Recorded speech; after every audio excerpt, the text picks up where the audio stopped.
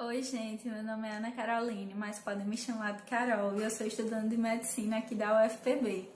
Antes eu era estudante de farmácia e passei em medicina estudando sozinha em casa, sem cursinho, apenas com material online. Atualmente eu estou de férias, esperando começar o segundo período, que já é daqui a 3 dias. E eu resolvi gravar esse vídeo porque desde que eu fui aprovada, várias pessoas têm me procurado, querendo saber um pouco mais de como eu fiz para conciliar um curso integral, como farmácia, com os estudos para o Enem, e como foi, assim, a minha rotina, querendo saber com mais detalhes, só que eu não tô dando conta de responder todo mundo no privado. Mas também não queria deixar o pessoal sem resposta, por isso que eu resolvi gravar, porque aí tanto as pessoas que me procuram, como outras que tenham a mesma curiosidade, vão ter acesso a essa informação. Bom, eu queria dar um breve resumo, assim, mais ou menos do que foi que aconteceu. Eu entrei em farmácia em 2014, em outubro, a gente começou atrasado por conta de uma greve anterior, em 2012, se eu não me engano. E, assim, cursou o primeiro período, cursou uma parte do segundo, aí teve outra greve de 5 meses.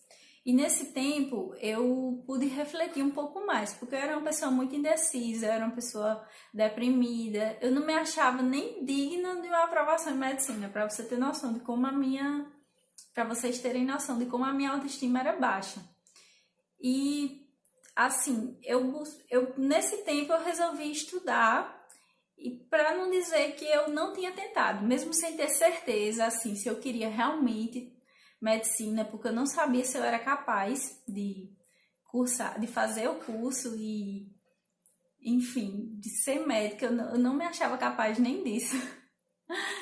E eu resolvi, disse, não, se for para ser assim, eu pelo menos vou tentar, para não dizer depois que eu abandonei completamente.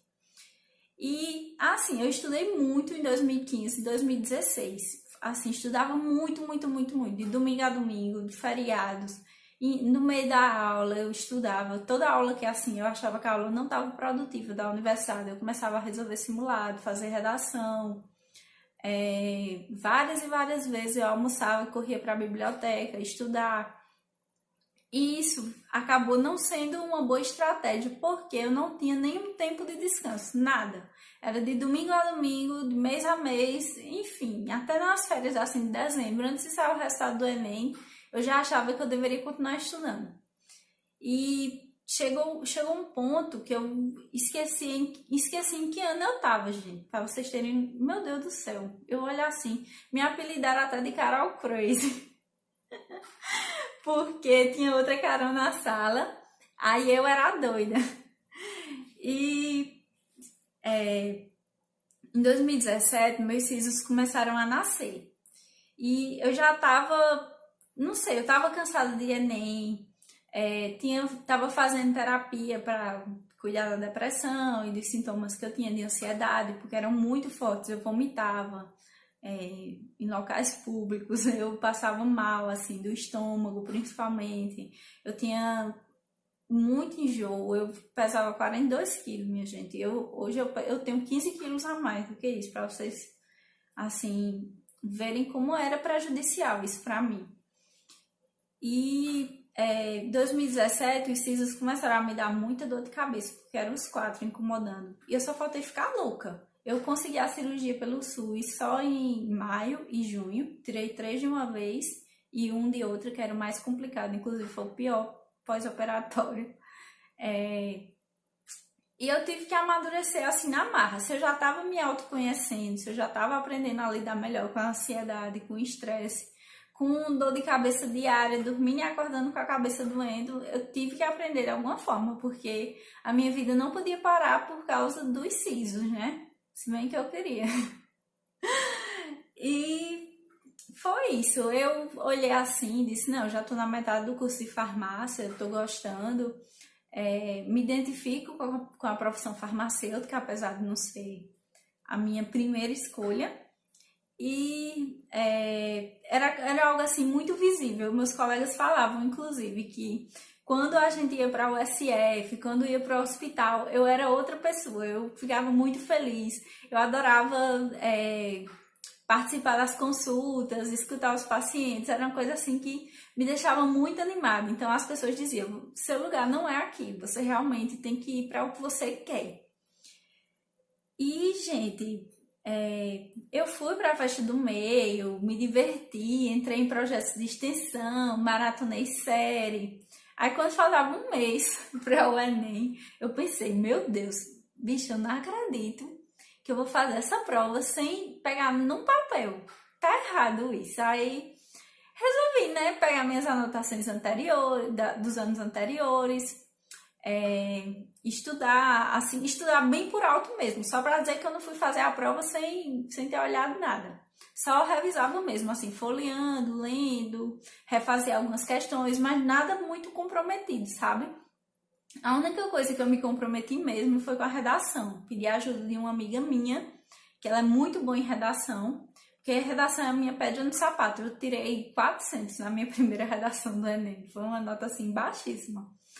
E eu não sei, gente, quando caiu um tema que eu sabia muito sobre aquele tema, eu queria escrever tudo que eu sabia, queria fazer, sei lá, um TCC, mas só tinha 30 linhas. Então, era algo assim que eu tinha muita dificuldade. E essa minha amiga ajudou na questão de estudar estratégias para fazer uma boa redação, articular bem, independente do tema. A gente estudou muitos filósofos, sociólogos, Declaração Universal de Direitos Humanos, revoluções, Revolução Francesa, Independência do Brasil, enfim. E foi algo assim que me ajudou muito, porque eu fui fazer a prova muito segura, eu não sabia nada sobre Libras, que foi aquele tema da inclusão dos surdos na educação. Eu olhava assim, eu achava que Libras era tipo uma língua, o português gesticulado, só que não, né? Meu Deus do céu, eu não sabia nada, absolutamente nada sobre Libras, mas eu sabia muito sobre educação e inclusão na educação, né? E desenvolvi uma boa redação, só que eu não tava nem aí, gente. Foi a primeira prova que eu fiz que eu não passei mal, não tive dor de barriga, não tive enjoo, não tive dor de cabeça, não tive nada. Fui bem tranquila fazer a prova e fiquei nem aí. A nota do Enem saiu meio-dia, eu passei esse tempo todinho. Antes de sair a nota eu também nem tchum, porque eu também ficava mal nesse período. E meu namorado foi quem acordou cedo nesse dia. E eu acordei 11h30, bem tranquila. E ainda fiquei dizendo, menino, desapega disso. Oxi. Eu estudei tanto nos anos anteriores e não deu certo, por que agora vai dar? Aí, quando saiu a nota, que ele mudou assim, a expressão dele na hora. Ele disse, diz quanto tirou na redação. Aí eu fiquei nervosa. Eu tinha tirado 900 na redação, que isso pra mim foi como 1.000. Pra quem tirava 500, 400, né? Então, pra mim isso foi mesmo que tirar 1.000. E em matemática, que eu sempre fui boa em matemática, eu tirei 856. E nas outras notas eu não lembro exatamente quanto eu tirei, porque minha gente, eu fiquei tão desapegada desse Enem. Meu Deus do céu, nem parecia a mesma Carol que estava fazendo isso. E foi isso, eu fui aprovada pelo SISU, como escola pública e baixa renda. E, assim, a minha média geral, ela ficou ficou 735 e alguma coisa. E foi em 2017, que foi uma prova muito difícil, muito conteudista. E também eu achei, pra mim essa nota foi como ter tirado um 900, de média, porque pra quem não tava estudando, quem só fez uma revisão, faltando um mês para o Enem, e trabalhou mais a questão emocional, isso foi uma vitória enorme para mim, que isso mostrou que meu problema não era falta de conhecimento, não era falta de capacidade intelectual, era falta de controle mesmo, emocional, que eu não tinha. Até tinha, mas, sabe?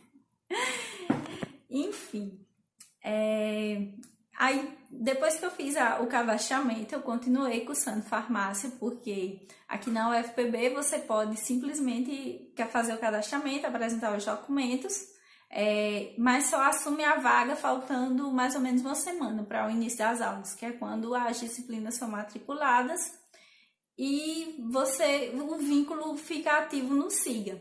Então eu fiz metade do 7º período e o 8º período já sabendo que eu ia mudar de curso. E parecia, eu não sei explicar, mas parecia que era outra pessoa, com o mesmo documento que eu, sabe? O mesmo nome, mas não era eu. Era uma sensação assim estranha, tipo, não, meu Deus do céu, daqui a pouco eu acordo, não tem condição não disso ser verdade. Eu ficava sem acreditar, assim, meu Deus do céu, eu ficava passada. Não, eu não sei, até hoje eu fico besta, assim, quando eu lembro. E isso também serviu para quebrar alguns paradigmas, assim, que eu tinha na minha cabeça, que, sei lá, gente, aquela sensação de que quem passa em medicina não pisa nem no chão, eu achava, não sei, que a pessoa tinha que ser algo de outro mundo, só que não precisa ser. Ai, meu Deus, morro para estudar, porque eu sou a prova viva que isso não dá certo. Se você não tiver uma organização e não cuidar da sua saúde emocional também. Ao longo desse período que eu já estava matriculada, já estava cadastrada na matrícula de medicina, eu aprimorei um pouco mais essa questão emocional, porque eu ainda era uma pessoa ansiosa, não tanto como era em 2015 e 2016, mas eu era muito ansiosa ainda.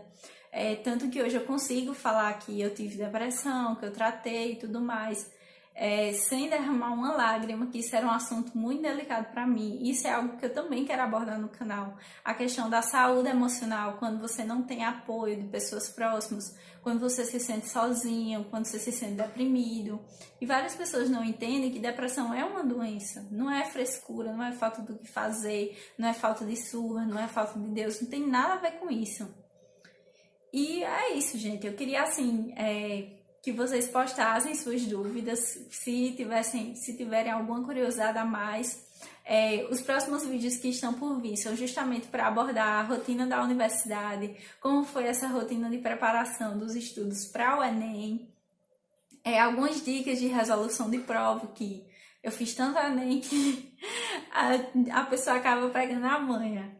E também a questão da saúde emocional mesmo. Eu, inclusive, estou usando a blusa do time da turma, que é da 109, que é a minha turma aqui da UFPB.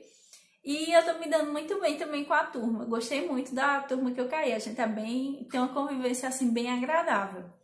E também já filmei algumas partes da universidade, que eu também pretendo mostrar um pouco de como é a estrutura, as aulas, o esquema de módulos, a diferença do curso de farmácia, que é uma grade curricular, que é um esquema de disciplinas, e do de medicina, que é o esquema de módulos, que eu achei totalmente diferente.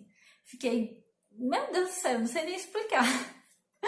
Mas foi muita diferença, assim, muita diferença mesmo. Tanto que ter uma experiência anterior com a graduação, tanto ajudou como atrapalhou nesse processo. E também gostaria de abordar isso.